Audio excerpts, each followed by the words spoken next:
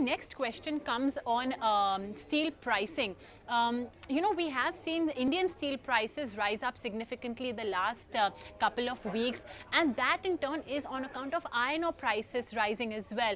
More to do with that actually. Would you look at the way, iron ore major NMDCs pricing their iron ore? Because a lot of, especially the smaller steel makers, have been pointing at higher iron ore prices. Would you like to look into that matter?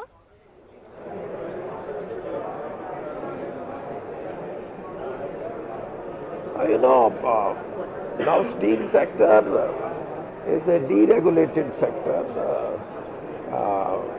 We don't have that control over pricing. But still, I formed one task force committee to look into this aspect of NMDC, which you have pointed out. And their report is almost ready. What I could say is, in spite of this, that there is no regulation or no authority, we are only to guide the industry, and our mandate is very clear. But I still think that for secondary steel, there should be some, some benchmark, maybe for 6 months or maybe for 4 months, so that the secondary steel should not suffer on this frequent fluctuation in pricing. That is my loud thinking, and let me have the report first, then we would see that what kind of steps we can take to ensure at least some periodical smoothness of pricing, so that it should not affect the industry as such. Mr. Singh, would you be worried about this entire global trade war of sorts that's brewing, with US imposing tariffs on China, vice versa, and of course other countries as well getting involved? And we in turn have FTAs with other countries like Japan and Korea. So do you believe Indian steel making could get affected on account of this?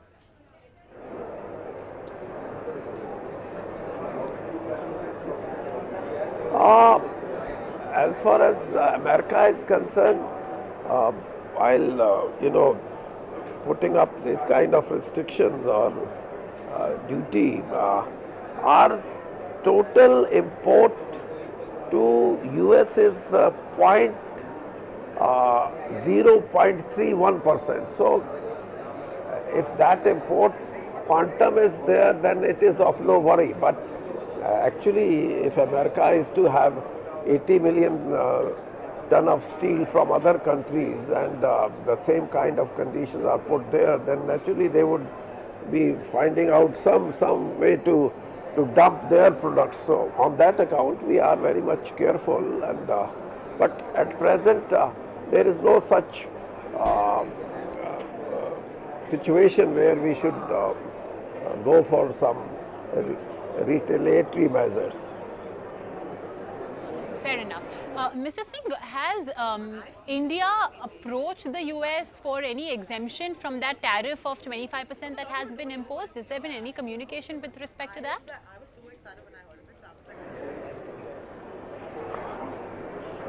Initially when they imposed these kind of conditions, then the Commerce Ministry did act on that.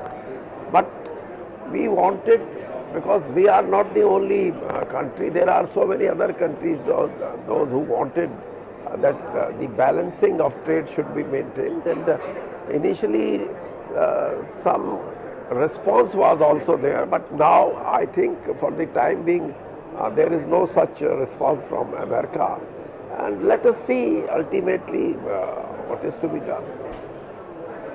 Last question from my side, Mr. Singh, and this has to do with the national steel policy. One of the very interesting provisions was that government projects should use only Indian steel, and this is a practice followed by a lot of other countries as well.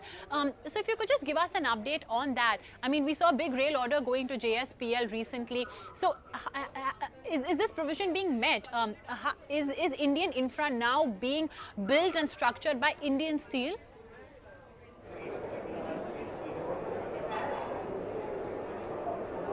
You know, when we introduced this policy of domestically manufactured iron and steel products, it has paid dividends to us. And within this short span of time, we were able to save at least 5,000 crore. And there can be only, two conditions. If somebody domestically is not in a position to give that quantum, that uh, and also of that particular grade, if somebody is not able to give. Only with these two conditions uh, the import is possible. Otherwise all the government agencies, PSUs and all government departments, they have been clearly told that it should be made clear in the tendering process that Indian made steel would be given priority.